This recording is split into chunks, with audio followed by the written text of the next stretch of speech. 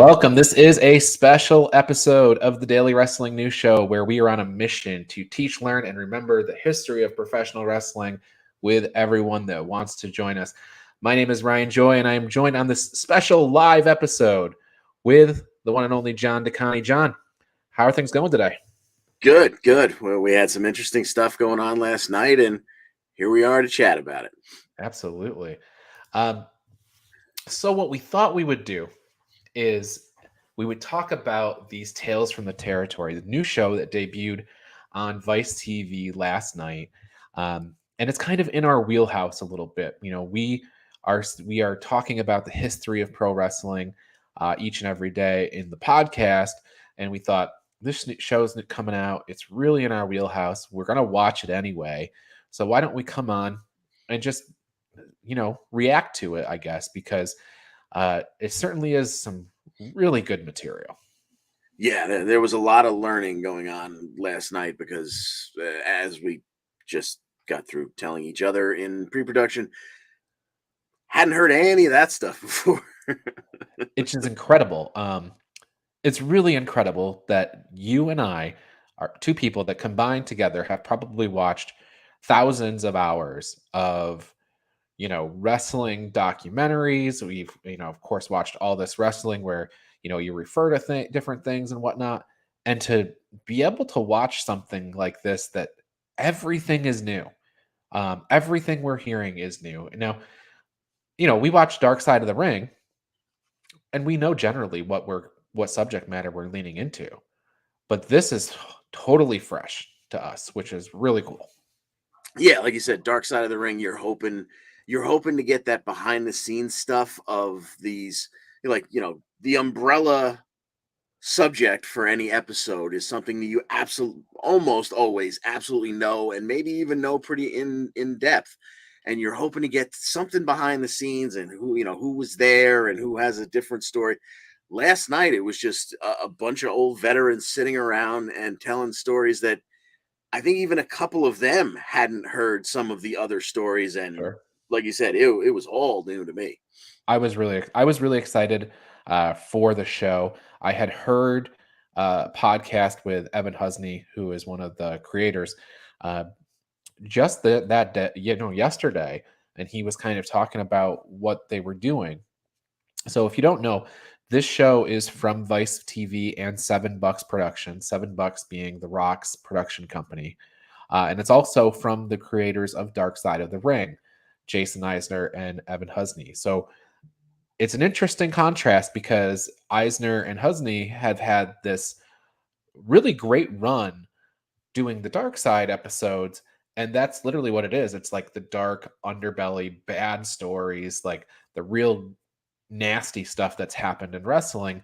Whereas this show is taking a different spin. So you take the same creators and the same research teams and combine them with the Rock's production company. And then you put out something like this, which is much more of a celebration of wrestling's history than it is taking that really dark angle on it. And granted, there was some dark stuff, Sure. but and it also allows them to do something that they wouldn't necessarily be able to do on Dark Side. They go way in depth on essentially one topic or one person, and you get a couple of really key stories. There were a couple of just not throwaway, but just one-liners or 1 minute little things brought up last night that would kind of get lost in the shuffle if you were doing, let's say, a Dark Side episode on Jerry Lawler. Sure. You'd have his, like they just threw in there the parking lot moment with him and Eddie Gilbert, where Eddie ran him down with a car, and it looked great. It looked like a stunt man. Lawler looked like a stunt man going across the hood of that car and over the back of it, but it looked that good because it looked that real, because it was that real. Gilbert was driving way too fast, causing Jerry to break the windshield and tumble across the top and down the back of the car, and that was it. It was it was a 60-second telling of the story, and you got the 15 seconds of footage, and then they were on to the next subject. which is something you wouldn't really get out of a Dark Side episode. Yeah. Yeah, so I guess we've alluded to it a little bit without actually saying it, but this first episode was centered around the Memphis Territory, which actually was called Continental Wrestling Association, that was built around the Kentucky slash Tennessee area, uh, and most people, I guess, just refer to that as the Memphis Territory. But they had Jerry Lawler, Jimmy Hart, Jeff Jarrett, his dad Jerry Jarrett, who's the promoter, and Dutch Mantell were the storytellers for the evening, I guess. And it was just the four of them or five of them sitting around a table with the cameras on, and I felt like Jeff Jarrett was sort of like the guy who was kind of like setting everybody else up to tell their story. But yeah, it was just the five of them kind of shooting the breeze about these stories, and I believe for the most part that's what we're going to see throughout the rest of the episodes, which I believe is a 10 episode series. So I know they're going to be talking about Stampede Wrestling, and they're going to be talking about the next episode actually is about Andy Kaufman specifically. So it's still going to stay in Memphis, but they're going to deep dive on the Andy Kaufman story. So, but there's, the Dallas and, a bunch of other territories. So Florida, which I'm looking forward to. So yeah, so a lot of good stuff coming forward, but this first episode was on Memphis. Yeah, and it's like you said, there was a lot of learning, or like I think I opened the show with. There's a lot of learning going on last night because I'm not sure if you gave me 5 guesses, I would have come up with Continental Wrestling Association. Like I just know it as the Memphis Territory, just Yep. as Memphis.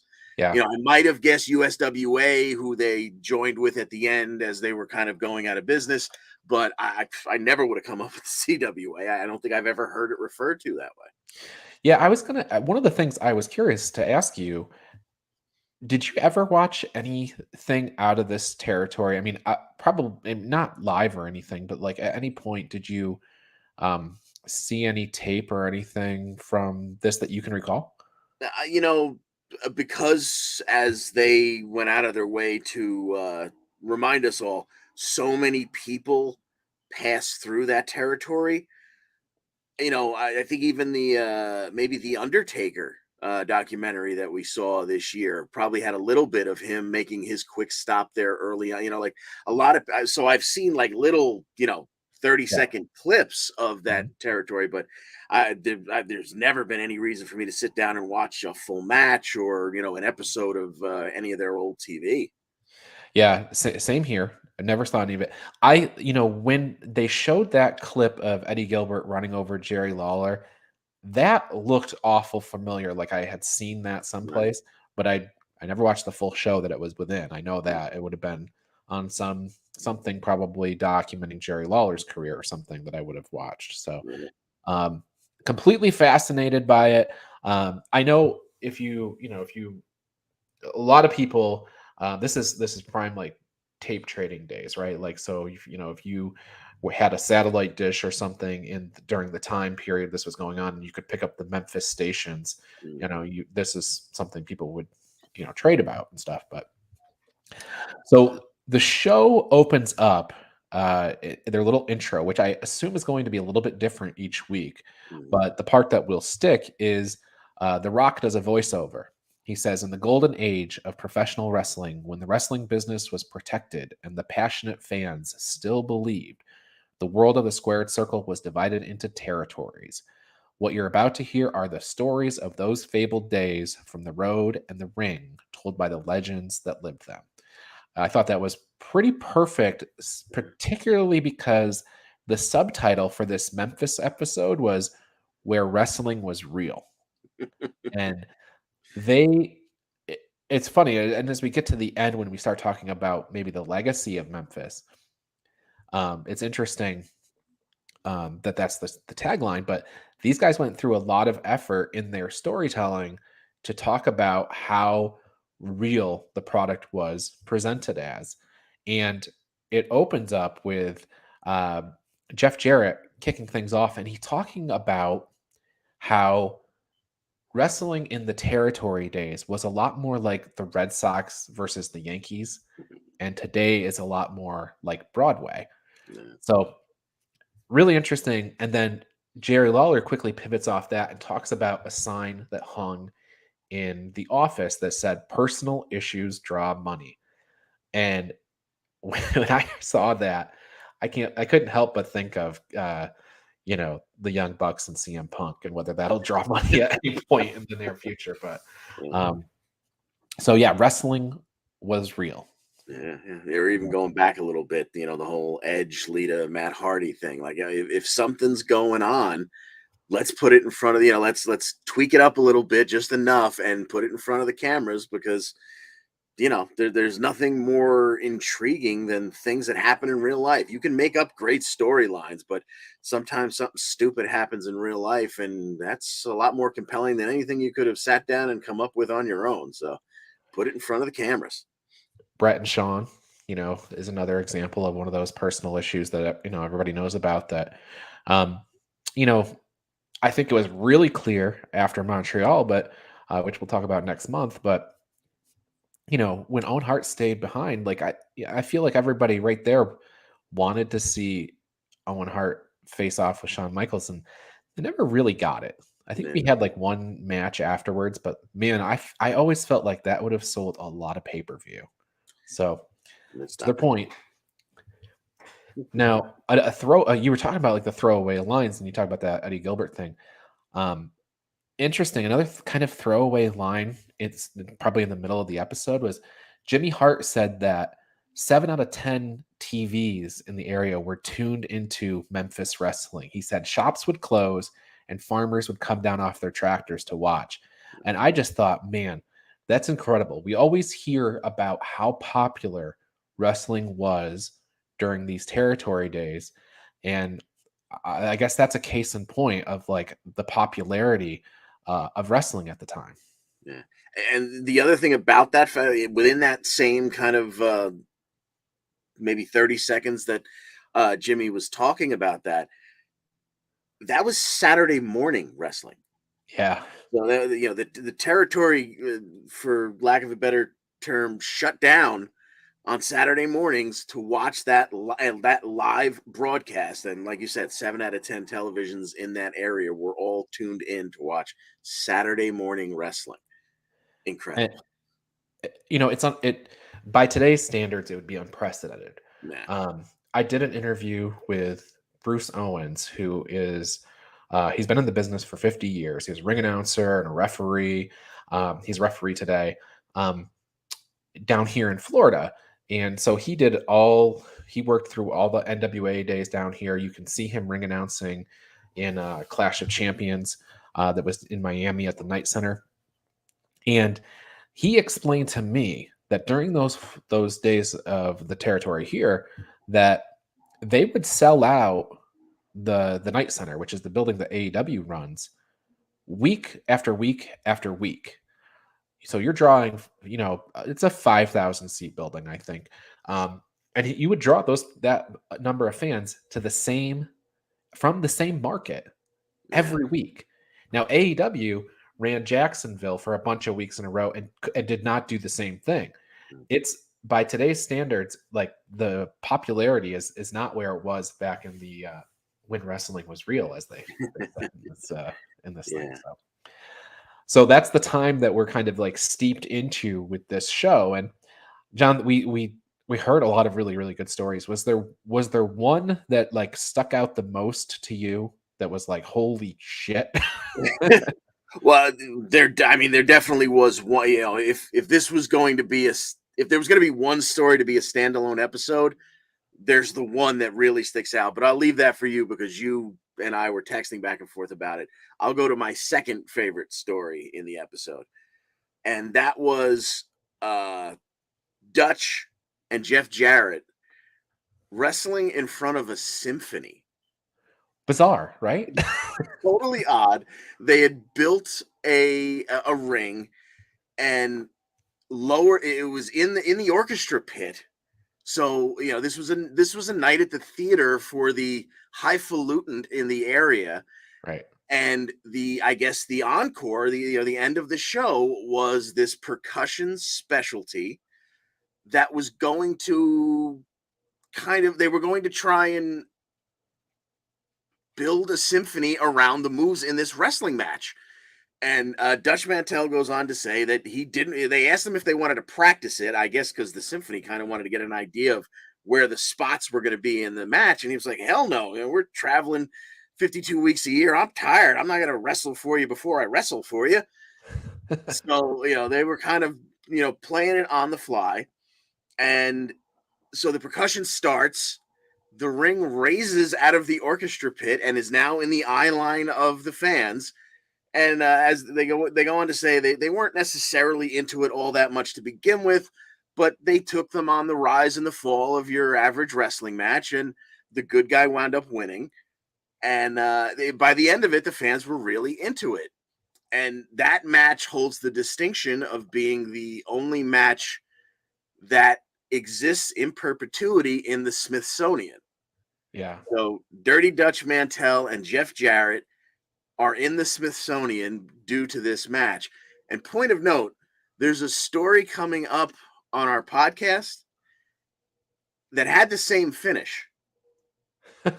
So there's a match that I broke down in one of our upcoming stories, and it wasn't even the main match of the story on that day that I'm telling. But this match ended with Jarrett coming back into the ring with a sunset flip, going for the roll-up, but Dutch is holding the ropes, and the referee kicks his hands off the rope so that Jarrett can complete the roll-up and get the 1, 2, 3, and the good guy wins, and the orchestra finishes. I was fascinated by this story as well, partly because the whole Smithsonian aspect by it, but just the idea that these people bought a ticket to the orchestra that night, and it was the Louisville Symphony, and they were doing a special on PBS called Lonesome Pine Special. And they weren't wrestling fans. They were lawyers and, like you said, the highfalutin people that probably weren't, at the arena every week. So they perhaps didn't know the product as well. And like you said, they had to work kind of hard to get them into it before the conclusion, which again, the conclusion, Dutch is using a drum and fighting off the guy from the orchestra to get the drum to use it. So really fun story. But it wasn't the only weird place that Dutch wrestled as well, because he also talked about, and this is another one of those 30-second things they talked about, was that he also wrestled in a prison. And I don't know if this was a regular thing or not, but he would go in, they would inspect his bullwhip, and I guess they let it through at what point. But Dutch is, they're doing the show and wrestling along, and then Dutch realizes that there's no guards standing between him and the murderers and rapists in the yard. All the guards are up in the tower. So yes, point of note, this was a maximum security prison, according to Dutch. Right. There were legitimately killers. Right. Who, if they decided to rush the ring, which wasn't uncommon for that day, some shit was going to go down. No, and Jimmy Hart told some stories about fans getting involved. So just imagine if it was these guys from the prison. But luckily for Dutch in this situation, the good guys were the bad guys, and the bad guys were the good guys. I guess. Yeah, so, the baby faces got booed vociferously, and the heels were the heroes. So you kind of set me up for this, but yeah, my favorite story from this, favorite is a really rough way to describe it, but the story of note for me in this episode, which made me feel like, man, there's a dark side of the ring waiting to be told on this one, had to do with Mario Galento. And this was just crazy because here you have Roy Welsh, who is also a promoter in the area. He's going through the early stages of dementia, and somebody gets in his ear that Jerry Jarrett is trying to steal his business. So Welsh sends Mario Galento here to take care of Jerry Jarrett, and in a very violent way, by the way. So Uh, apparently, uh, Jerry Jarrett and Jerry Lawler are wrestling a match, and Galento comes up, hits Jerry from behind, and Jerry Jarrett goes down, and it's like he was legit hit, and Yeah. he thinks it's Lawler's manager that just kind of hit him a little too hard, but Jarrett turns around and he sees the Mario Galento in the ring and realizes it was him. And Jerry Lawler had already described him as like he's the guy with the bad guy face, right? Like the best bad guy face. So Jerry Jarrett's terrified. So he starts thinking in his head of all the different ways that he was taught to end a fight quickly.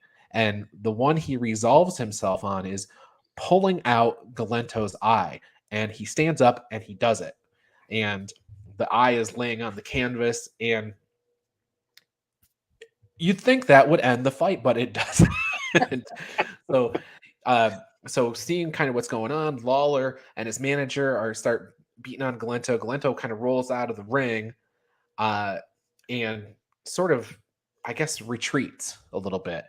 He grabs the title belt. They get that back. They get that away from him. They start hitting him with the title belt. Galento goes to the back. Well, Jerry Lawler was fighting Jerry Jarrett, so he doesn't want to appear to the crowd that they're on the same side of things. So Lawler is like, I'm the only one who's going to beat up Jerry Jarrett. Galento comes back with a nightstick. And doesn't Jerry Jarrett get that nightstick away as Galento is climbing in the ring, and they beat him down, and the guy gets something like 200 stitches. And that should surely be the end of this story, but it's not. Months later, when the stitches, sorry, I don't know how much longer later, but sometime later, the stitches come out, and Jerry Lawler is wrestling a match with an undercard guy, somebody that he couldn't even recall, and that guy rolls out of the ring, and Jerry's like, "What's going on?" And Galento is behind him. Jerry turns and sees Galento climbing in the ring with his wife, and Galento is carrying a straight razor. So Jerry kind of books it, goes to the locker room, and this is the part I sent John a text back. Lawler goes back to the locker room. Galento pursues him, but when Galento comes through into the locker room, he sees a gun and put right in his face by Jamie Valiant, and they all get arrested. And that's kind of the end of the story. But Jerry Jarrett did say that Galento died with one eye, so they did a number on him. Two things stuck out in that story, other than the obvious of ripping a man's effing eyeball out and then putting a dirty hairy gun in his chest to tell him to back off. That when he got the nightstick, he got caught exactly the way guys get caught in the ring every week on TV. He was coming in, and Jerry Jarrett was already in the ring, so he stomped on him as he was sliding under the bottom rope, and that's how he knocked the weapon out of his hand. It's something we see happen all the time in professional wrestling, and in a real fight, maybe that wouldn't have happened. Well, this was about as real as it gets, and it absolutely did happen that way. And the other thing that stuck out to me was, again, how real it is and how protected the business was back then, that in the middle of this mayhem, Lawler made sure, this wasn't, obviously none of this was in a script. Lawler had to take time to cut a promo explaining why he helped his opponent that night. He was trying to save Jerry Jarrett's life, but to the fans were like, wait a minute, Lawler and Jarrett were enemies. Well, nobody gets to beat his ass, but me. Like he felt he needed to get in front of the camera and explain to the fans why he helped out his opponent. And that is just, again, going back to the title of the episode, it was real. It was so much of it was real, or at least believed to be real. And that was that was the job. Yeah. Never was it as real as that. But the other sort of subtopic that they went into on the show was stories about the fans and what they would do when fans inserted themselves into the matches. Or Jimmy Hart told a couple of different stories. Jerry Lawler had a story about things, but I guess one of the things that they would do is that if a fan kind of got, rowdy or tried to go over the barricade or whatever, the police would actually take them to a room and the wrestlers would beat the hell out of them. And then they would say, do you, the police would say to the guy, what do you want to do here? I think people were like, I want to go home. So, You want to go home or you want to go to jail? but Jimmy Hart told a story about getting hit with a dart from a blowgun, and he thought it was a cigarette butt, like being put out on his brand new pants, candy striped pants. He talked about, and he was really concerned about the pants. Are the pants okay? Are the pants okay? And he gets to the back, and they realize that the dart has drawn blood, and so that's so they're like, oh, you gotta go get a tetanus shot. And Jimmy's main concern was this is going to come out of my payout for this night. So they caught the guy, but Jimmy Hart said, oh, he was bigger than me, so I really didn't want anything to do with him. And there was another guy who Jerry Lawler was managing. Jimmy Hart was managing Jerry Lawler, and Jimmy's running around the ring 1,000 miles an hour like Jimmy does. And some guy reached out and kicked him in the leg, and Jimmy went down. Well, whatever. But after the show, Jerry and Jimmy are leaving the building, and the guy is there, and he says, I'm the one who did this. And Jerry asks him to repeat it. And when he does, Jerry punches him straight in the face, knocks him down. So, if you're a fan in Memphis, maybe stay on your side of the barricade. Exactly. Yeah, but especially in those days. But yeah, that got me thinking of like, where was Jimmy's charge, whoever that might have been, for the blow dart incident? He went into the room, saw the guy was bigger than him, and went, I guess we'll just let him go tonight. Whoever he was managing should have come in there and beat the hell out of the guy. But right. Ruined a brand new pair of pants, for Christ's sake. It was a 6-man tag, so he had a couple of guys on his side. Yeah. And Jerry Lawler told the story of going out of the building and seeing a guy with a brick, and he told the guy, don't throw that brick at my car or I will run you over and kill you. And so Lawler gets in the car, turns on the ignition, and sure enough, that brick comes flying at his windshield and it busts the windshield. And Lawler, in that moment, he's like, I'm going to kill this guy. And he slams down on the gas, only to find out that all his tires have been slashed already. So crazy stories they picked out. There was another one involving the Iron Sheik that I thought was really interesting. Yeah. Go ahead. So it just happened to be that a U.S. helicopter had gone down in Iran that week, because our relations were never all that good for with them, certainly not at that time.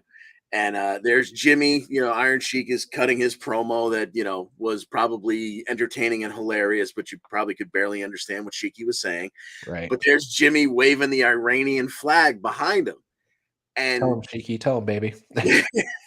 Jerry Jarrett decides to put on the video wall behind them, as this is all going on, footage of that helicopter, whatever footage was obtained of that copter going down. And it just so happened that the soldier who was involved in that crash, his family lived in the territory.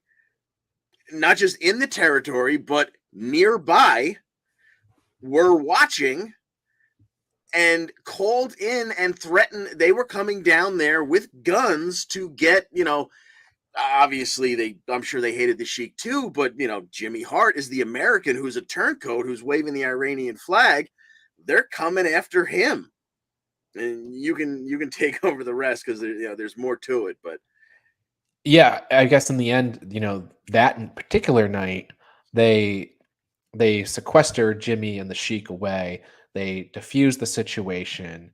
But the one of the individuals that was coming after Jimmy, he didn't stop. He continued to stalk Jimmy all around Memphis, to which Jimmy's reply was, don't fight me here. We'll do a match and draw all kinds of money.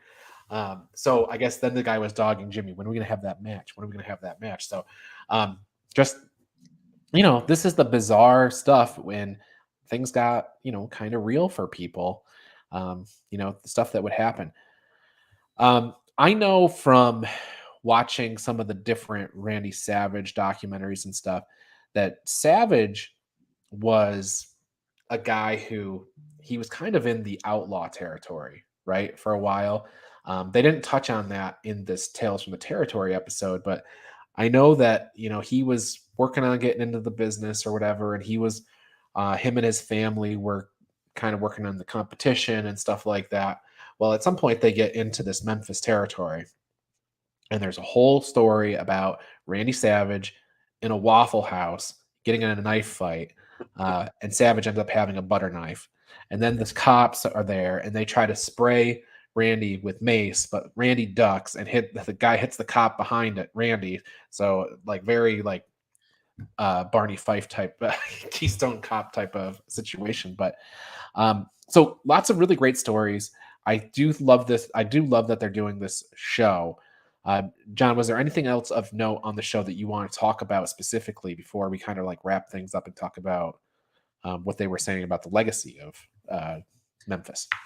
No, just I love how Jerry and Jeff managed to get in Jackie Fargo. They had to tell a story about Jackie Fargo, who was Lawler's mentor. Yeah. But that's an. I saw a picture of him last night, and a little bit of reenactment footage.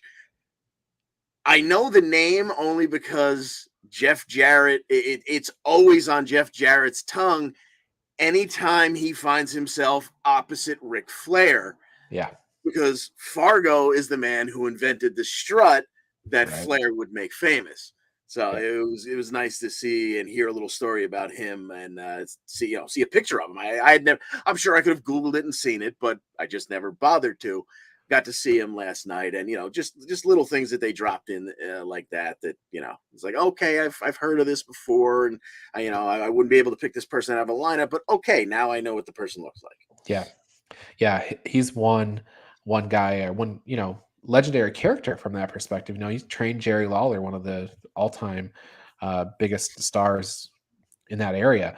And then they also told a whole bunch of stories about a guy named Joe Leduc, who was like a French Canadian lumberjack. Lots of really good stuff on this episode. So check it out.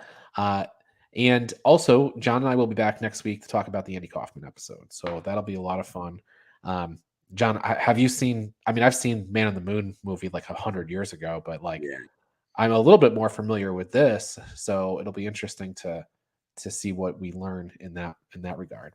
Yeah, they set it up perfectly. Like, obviously, this is going to be one of their biggest stories because this is one that had nationwide fame. Sure. So they teased us last night, get us involved. The hardcore wrestling fans are going to be there for last night just to see, okay, what's the show about? And now, okay, here comes the big one. So yeah, it's very much looking forward to that because once again, like a Dark Side episode, I know the overarching theme, but I can't wait to hear some of the behind the scenes stuff. Sure. So before we leave, they did talk about the legacy of Memphis, and Jeff kind of put it to the crew there, and Jimmy Hart was kind of struggling a little bit to talk about it, and Jerry was saying that we had a very specific style, and then Jeff Jarrett kind of said there was two things that Jeff said that stuck out to me. He said they always left the fans wanting more. They did a 90-minute show, which he said sometimes a 2-hour show is too long and sometimes a 1-hour show is not quite enough. But at 90 minutes, they kind of left the fans wanting more. And he said, when you look at all the stuff that was happening, all the characters and the antics and the stuff that they would just do, crazy stuff that would happen on Memphis television, week to week. He said Memphis was sports entertainment before sports entertainment existed. And when you contrast that to what he said at the beginning of the episode, where he said the territory days were more like Red Sox versus Yankees, whereas today it's more like Broadway. I thought, boy, that's kind of like saying two different things. Right. But I guess, he's basically was saying like it was presented like a sport. People viewed it as a sport, but the characters were all larger than life, but believable as such. So I mean, you have to really like. I was like kind of really digging into those two comments, but Sure. they it just was really interesting though, those two comments, and how they sort of mean the opposite, but you have to like kind of analyze it to a little bit of a different degree after watching the episode. Yeah. And to add to the fact of that territory being sports entertainment before sports entertainment, my thoughts on the territories are I didn't grow up with a territory. At the time I grew up, WWF was nationwide, and that was pretty much all I saw until Nitro came on the air. My thoughts of the territory was that you put on the same match night after night after night, hitting all these little towns, and then it would play out on TV. You'd get episodes of TV, blah blah blah, whatever. But you'd put on the same match for a month until it was time to kind of turn over the territory, turn over the storylines. The other thing that they dropped in there that again speaks of what would become sports entertainment was that wasn't necessarily that my idea wasn't necessarily the case. They were hitting the same towns. They had a schedule where it was Nashville on this day, it was Evansville on that day, Memphis for the big TV taping, and they were replaying these towns every week, so they had to keep coming up with new stuff. So it was what we would now call episodic, and so there had to be a lot more that went into it. You didn't just wrestle the same guy in the same match for a month straight. You had to turn it over every week. So I can't imagine it back then. It is interesting. And I wonder, this could be a whole separate topic, but I wonder if the reason we get that idea about these territories is because we usually listen to the guys on top talking. If you hear like a Ric Flair talk about this, he could wrestle the same match, because they might go from city to city, so they might take that match from this territory, pick it up, and go put it in another territory, and that way it would be fresh. But like, yeah, I heard the same thing down here in Florida, that they would see the same fans in different cities, so they had to do different things to keep it fresh. So I agree with you that we kind of get that feeling, but some of what we're hearing now makes it somewhat different. So Yeah. but in any event, really excited for the Andy Kaufman episode. We'll be back here next week to chat about that. And in the meantime, the Daily Wrestling News Show comes out every single day. Unlike this show, that one's only like 5 to 10 minutes, so you can easily listen to that one. It'll be on the same feed as this, so do check it out. It's audio only on the podcast feed. This one we did live on Facebook and YouTube, so definitely check out the podcast. Go to Daily Wrestling News Show /links to get all the places that you can download the podcast. So that said, John, we'll see you next week. Till then.